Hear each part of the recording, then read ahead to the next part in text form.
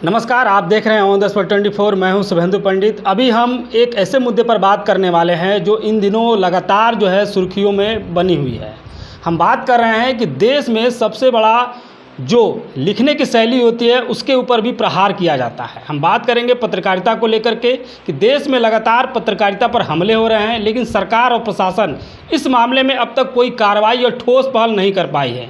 सरकार कहती है कि हम पत्रकारों के लिए कानून बनाएंगे, वहीं जब पत्रकारों के ऊपर हमले हो जाते हैं तो उसके ऊपर जो प्रशासन जो है अपना पहरा लगा देती है और कोई कार्रवाई नहीं करती है, जिसके बाद से जो माफिया तत्व होते हैं, जो समाज में असामाजिक तत्व होते हैं, वो जो है हावी हो जाते हैं। और इन्हीं हावी होने के कारण एक पत्रकार हैं जिनसे आपको मिलाना चाह रहे हैं, वो पीड़ित हो चुके हैं क्योंकि बालू माफिया के लागत के कारण जो है उनको हमला हुआ है बालू माफिया के द्वारा, जिसके बाद से उनके ऊपर जो है कई तरीके से कह सकते हैं कि प्रशासन की ओर से कोई कार्रवाई नहीं की गई है। यह सबसे गंभीर विषय है। अभी हम हैं रांची ज़िले के अनुमंडल बुंडू में और हमारे साथ बात करने के लिए हैं पंच परगना के संपादक आशीष प्रमाणिक जी, जिनसे हम जुड़ते हैं और जानते हैं कि जो बालू माफिया के लोग हैं, जो असामाजिक तत्व हैं, उनके ऊपर जो हमला हुआ है क्या कारण है, आखिर पत्रकारिता पर जो हमला हो रहा है आखिर क्यों हो रहा है। इन सवालों का जवाब उनसे लेते हैं। तो सबसे पहले ऑन द स्पॉट 24 आपका स्वागत है।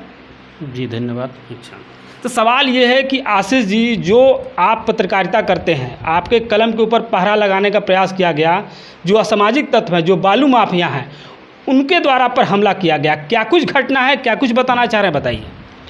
देखिए, हम 25 फरवरी 2024 को हम दिन भर घर में थे और मेरा तबीयत ख़राब हो गया था। उसी दिन 7 बजे अचानक कुछ लोग जो आए, हमको पता नहीं चला, हम घर के अंदर थे।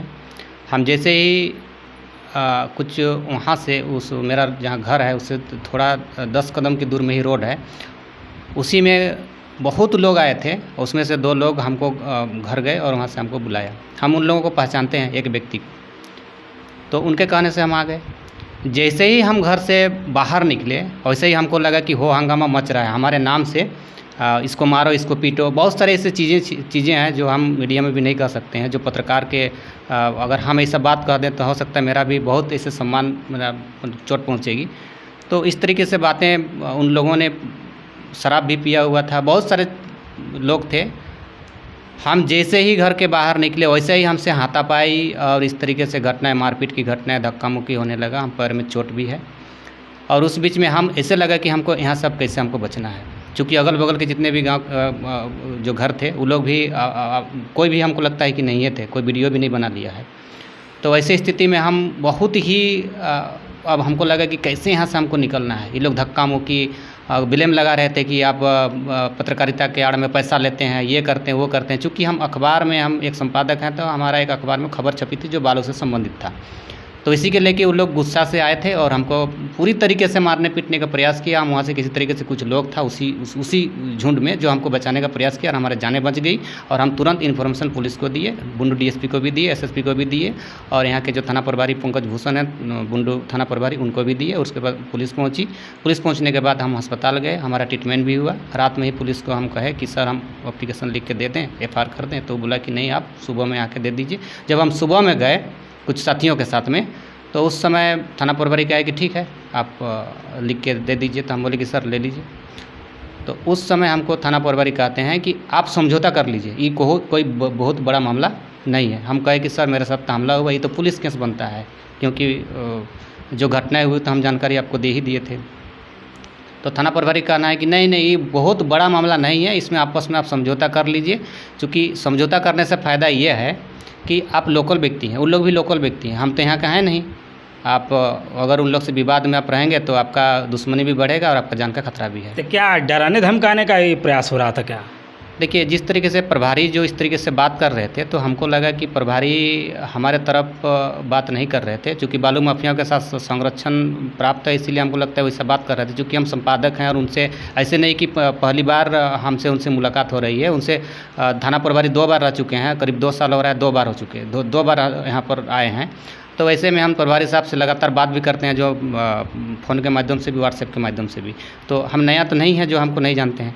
लेकिन वहाँ हुआ क्या असर खेला कि जब हम वहाँ पर एप्लीकेशन लेके गए थे, जिसमें हम आरोप लगा रहे थे, जिन लोगों का हमसे हमला हुआ, कुछ लोगों का नाम जानते हैं, देखे थे, तो उन लोगों का नाम देखने से पुलिस को पता चला कि ये लोगों को मतलब जो है क्या कहते हैं उसको, पुलिस को लगा कि समझौता करना ही सही रहेगा, क्योंकि हमको लगता है कि उन जिन लोगों का हम नाम लेके गए थे, हमको लगता है कि पुलिस से का ही उन लोग जो लोग थे, हमको लगता है बहुत करीबी होंगे, तभी हमको पूरा दबाव भी दे रहे थे कि नहीं, ये लोग को आप नाम मत दीजिए, ऐसा तो मत। क्या इस क्षेत्र में जो भी आम आदमी है उससे नज़दीकी कम, पुलिस की ज़्यादा नज़दीकी जो माफिया लोगों से हो गई है क्या?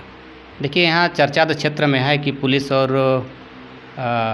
बालू माफियाओं की गठजोड़ है, और ये चर्चा हमको लगता है कि पूरे जगह में, हम लोग का जहाँ क्षेत्र में जो घटनाएं हुई है, लोग इसमें डरे भी हैं कि अगर पत्रकार के साथ इस तरीके से हादसा होगा तो हम लोगों में क्या होगा। अच्छा, ये बताइए कि जिस दिन हमला हुआ 25 फरवरी को, कितना बजे हमला हुआ, कितना लोग उसमें जो है शामिल थे? उसमें लगभग 70 से अधिक लोग थे जो रात के समय में आए थे 7 बजे। जी। अच्छा, तो जो आए थे तो क्या हाथ में मैंने डंडा उंडा लिए थे या बंदूक बंदूक कुछ भी, कैसा कुछ हथियार था क्या? नहीं, वैसा तो रात के अंधेरे में हमको देखने को हमको नहीं मिला, और वैसा चीज़ तो हमको कोई पिटे उटे नहीं कर रहे हैं। हाथ में ही जो भी हमको मारपीट की मैंने हुई है हमारे साथ में, हाथ से ही हुई है, और चोट हम लगे हैं, तो पैर से हमारा चोट है। अब कैसे कारण से हम लगे, उस समय हम ऐसे विचलित भी हो गए थे ना कि हम वहाँ पर दिमागी हमको काम नहीं कर रहे थे, क्योंकि झुंड के अंदर में थे। उतना झुंड के अंदर में हम कैसे बचना है, कैसे निकलना है, ये हम प्रयास कर रहे थे। अच्छा, ये जो बुंडू क्षेत्र है रांची का अनुमंडल जो है, तो यहाँ पर बालू माफिया का कैसा कारोबार चलता है? क्या कितना वर्चस्व है इस क्षेत्र में जो बालू को निकाल लेते हैं, प्रशासन को पता नहीं चलता है? क्या वरीय अधिकारी को इस मामले में कोई जानकारी नहीं है, जो बालू का जो उत्खनन हो रहा है अवैध रूप से? देखिए, यहाँ हम लोग भी इस क्षेत्र में रहते हैं, और हम लोग यहाँ से रिपोर्टिंग करते हैं एक ग्राउंड से। तो कभी कभी हम लोग रिपोर्टिंग करते हैं तो पता चलता है कि कुछ दिन रुक गया गाड़ी, उसके बाद फिर चलती है। तो वैसे में हमको लगता है कि यहाँ के जो पुलिस प्रशासन है, हमको लगता है कि इन लोगों का संरक्षण प्राप्त है, इसलिए इस तरीके से पत्रकार छपते हैं तो रुकता है, फिर चलता है। अच्छा, तो यहाँ जो बालू उत्खनन होता है कैसे होता है, कैसे कारोबार यहाँ जो है चलता है, थोड़ा इसके बारे में बताइए। देखिए, यहाँ एक्चुअली जो है कि अभी तक हमको लगता है कि खनन विभाग की तरफ से या सरकार की तरफ से कोई बंदोबस्ती है नहीं। चालान भी यहाँ पर जो लीगल तरीके से होना चाहिए वो अभी यहाँ पर उस तरीके से है नहीं। ये लोग अवैध तरीके से खनन करते हैं, और यहाँ जो खनन जो यहाँ जो होता है, बुंडू जो एक ऐसा हब बन गया है कि यहाँ से एक रात में करीब 2 से अधिक बालू जो गाड़ी हैं वो यहाँ से रांची जमशेदपुर इस क्षेत्र में बेचने के लिए ले जाते हैं। और राजस्व का नुकसान यहाँ अगर देखा जाए सिर्फ बुंडू में, तो करीबन यहाँ से हर रात में लगभग एक टर्बो में अगर 180 सेफ्टी अगर बालू जाती है, तो यहाँ पर करीब 150-200 बालू गाड़ियाँ हैं, तो समझा जा सकता है कि राजस्व कितना नुकसान हो रहा होगा। तो कुल अप्रॉक्स लगभग कम से कम 10 लाख प्रतिदिन का नुकसान होता है। जी। अच्छा, ये दूसरा सबसे महत्वपूर्ण बिंदु है कि जो बालू माफिया हैं, क्या वो एनजीटी जो प्रशासन है जिनके ऊपर एनजीटी का नियम लागू होता है, एनजीटी जो का निर्देश है कि जो भी उत्खनन होना है उसको नियम के संगत करना है, क्या इस क्षेत्र में एनजीटी का नियम को लागू सरकार माने यहाँ के जो प्रशासन है वो कर रही है? जी, ऐसा तो कुछ नहीं है, ऐसा तो दिखाई नहीं दे रहा है। अच्छा, तो जो एनजीटी का नियम था कि अक्टूबर तक जो है बालू नहीं निकालना, उसका भी लोग पालन नहीं करवा पा रहे थे क्या? नहीं। नहीं, तो सालों भर यहाँ बालू उत्खनन होता है? सालों भर बालू उत्खनन होता है। तो जो प्रशासन है यहाँ पर वो पूरी तरीके से बालू माफिया के सांठगांठ में है? जी, पूरी तरीके से हैं।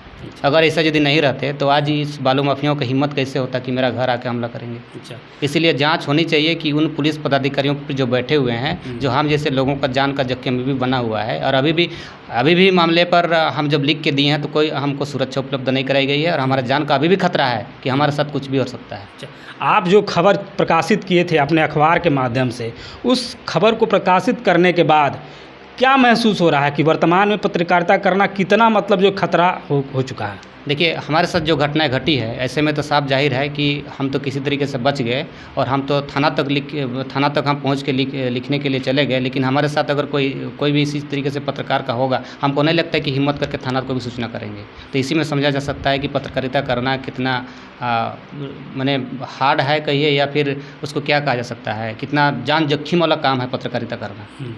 जी, ये थे आशीष प्रमाणिक जी, जो पंच परगना के संपादक हैं और साप्ताहिक अखबार चलाते हैं। जो रांची के बुंडू में जो घटना घटी, जहां बालू माफिया के द्वारा जो है इनके ऊपर हमला किया गया, जब इनके ऊपर हमला किया जाता है, पुलिस से ये मदद मांगते हैं, तो पुलिस जो है मदद करने के बजाय कंप्रोमाइज़ करने में जुटी हुई है। जैसे माना जा रहा है कि पुलिस जो है वो अपना काम नहीं कर पा रही है, वो खुद न्यायपालिका बनती हुई जा रही है। तो ये सबसे बड़ा सवाल है कि पुलिस को क्या समझौता करने का अधिकार है, यह सबसे बड़ा सवाल है। चूँकि रांची के बुंडू में जैसे बता रहे थे कि यहाँ पर एनजीटी का नियमों का भी पालन नहीं होता है।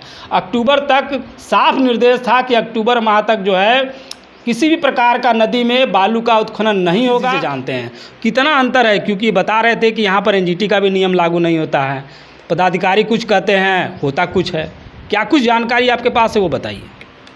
सर, हम आरटीआई, राइट टू इन्फॉर्मेशन जन सूचना अधिकार अधिनियम 2005 के तहत से हम बुंडू अंचल अधिकारी से एक रिपोर्ट मांगे थे, जिसमें से हमको बताया गया है कि अवैध खनन इस क्षेत्र में नहीं हो रहा है, हमको इस विषय में कोई जानकारी नहीं है।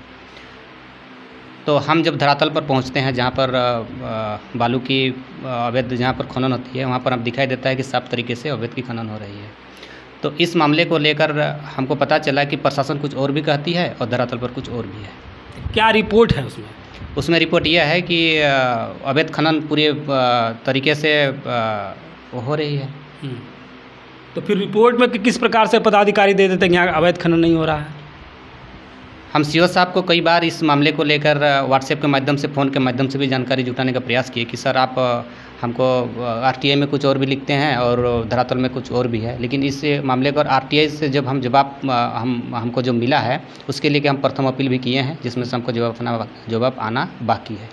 जो खनन हो रहा है अवैध रूप से, बालू का जो निकासी हो रहा है, तो कैसे मतलब प्रशासन, बालू माफिया सब ये मैनेज करते हैं, कैसे मतलब जो इस प्रकार का जो कार्य करते हैं, उसके बारे में कुछ विशेष जानकारी तो बताइए।